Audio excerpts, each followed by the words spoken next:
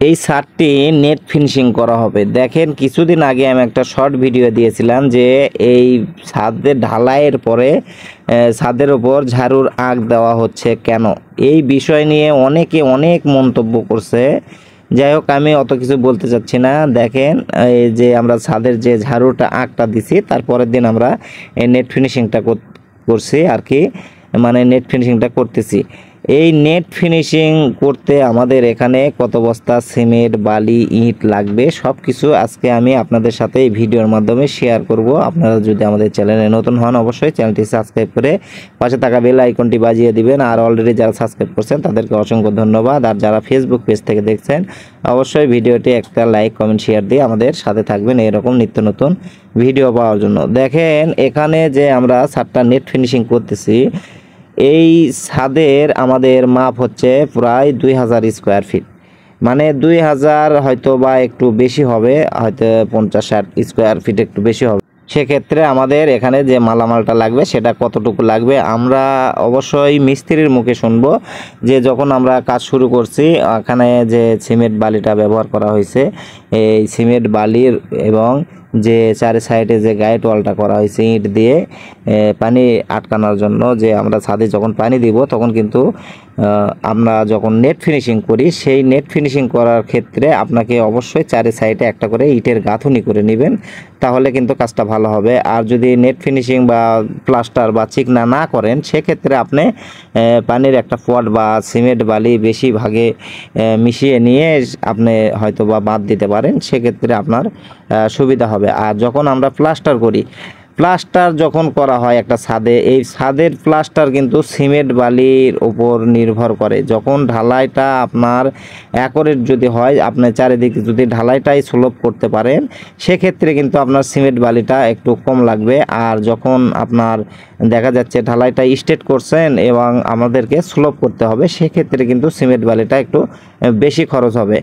আর ছাদ যখন আপনার ফাইনাল ছাদটা ঢালাই করবেন, অনেক মিস্ত্রি একটা কাজ ভুল করে কি দেখেন, অনেকে আমার কাছে এরকম প্রশ্ন অনেক মালিকরা করে, বা অনেক যে বাড়ির মালিক যারা বা অন্যান্য যারা বাড়ি কাজ করবেন তারা অনেকে বলে যে ফাইনাল ছাদটা অন্তত শাটারিং 1 ইঞ্চি স্লোপ করার জন্য। দেখেন যখন ফাইনাল ছাদ দিবেন কখনোই আপনারা এই ভুল কাজটা করবেন না, যে ছাদের শাটারিং কখনোই স্লোপ দিবেন না। আপনি যদি ঢালাই আপনার যদি 3 ইঞ্চিও কম বেশি করেন সেক্ষেত্রে কিন্তু কোনো সমস্যা নাই, কিন্তু শাটারিং আপনি যদি স্লোপ করেন সেক্ষেত্রে কিন্তু অনেক সমস্যা হয়। দেখা যাচ্ছে যখন সিলিং ফিনিশিং করবেন তখন দেখা যাচ্ছে একদিকে পানি দিচ্ছেন আর একদিকে গড়ে চলে যাচ্ছে, এরকম কিন্তু ছাদের লোডটাও কিন্তু মোটামুটি কম বেশি হয়ে যায়। যখন আপনার গোড়ায় মানে ছাদের নিচে যখন কম বেশি করবেন তখন কিন্তু আপনার ছাদটা লোডে কম বেশি হয়ে যাবে। আর যদি উপরে যদি কম বেশি করেন সেক্ষেত্রে লোডের কম বেশি হয় না, কারণ হচ্ছে যে মাঝখানের কলামগুলো কিন্তু হেভি করা হয়, যে একটু মোটা দেওয়া হয়, সেক্ষেত্রে আপনার মাঝখানে কিন্তু লোডটা ভালো থাকে। আর এখানে যে সিমেন্ট বালিটা খরচ হয়েছে আমাদের কীরকম খরচ হয়েছে আসেন আমরা মিস্ত্রির মুখে শুনি।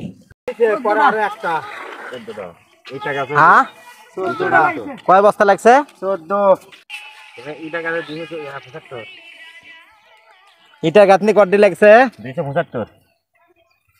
আর সিমেন্ট কয় বস্তা? 14।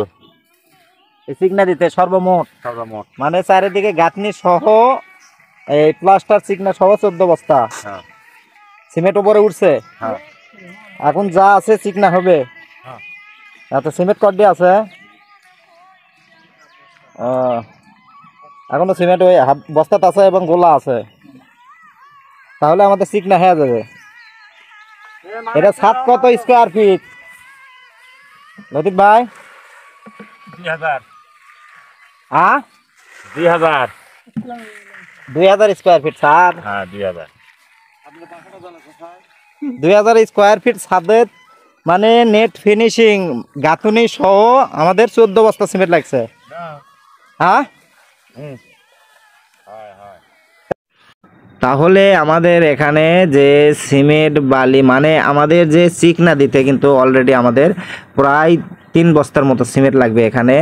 চিকনা দিতে 2 থেকে 3 বস্তা সিমেন্ট লাগবে। সেক্ষেত্রে যদি আমরা যে সিমেন্ট বালিটা কিন্তু এখানে 4 মেশানো হয়েছে, যদি আমাদের এখানে যে বালিটা মেশানো হয়েছে 10 বস্তাও যদি বালু মেশানো হয়, 10 বস্তা বা 12 বস্তা যদি বালু মেশানো হয়, 12 বস্তা যদি মেশাই, সেক্ষেত্রে কিন্তু আপনার এখানে 48 বস্তা বালি লাগবে। 4 ভাগে যদি মাখেন তাহলে 48 বস্তা বালি লাগবে এবং 2 বস্তা সিমেন্ট কিন্তু আপনার নেট ফিনিশিং হতে এটা লাগবেই 100%, যেহেতু 2000 স্কোয়ার ফিট। এখানে যদি আবার ছাদটা যদি বেশি শুকিয়ে যায় সেক্ষেত্রে কিন্তু আপনার সিমেন্টের গোলাটা একটু বেশি লাগবে। এটা আপনার ছাদের উপর ডিপেন্ডস করবে বা আবহাওয়ার উপর ডিপেন্ডস করবে একটু সিমেন্ট বালি কম বেশি হওয়ার জন্য। তাহলে আমাদের এখানে 2000 স্কোয়ার ফিট যে মিস্ত্রি কাজ করতেছে, এখানে ছাদটা নেট ফিনিশিং করা হচ্ছে, সেই জায়গায় কিন্তু আমাদের সর্বমোট 14 বস্তা সিমেন্ট লাগছে অলরেডি। এখানে কিন্তু 14 বস্তা সিমেন্টের কাজ চলতেছে।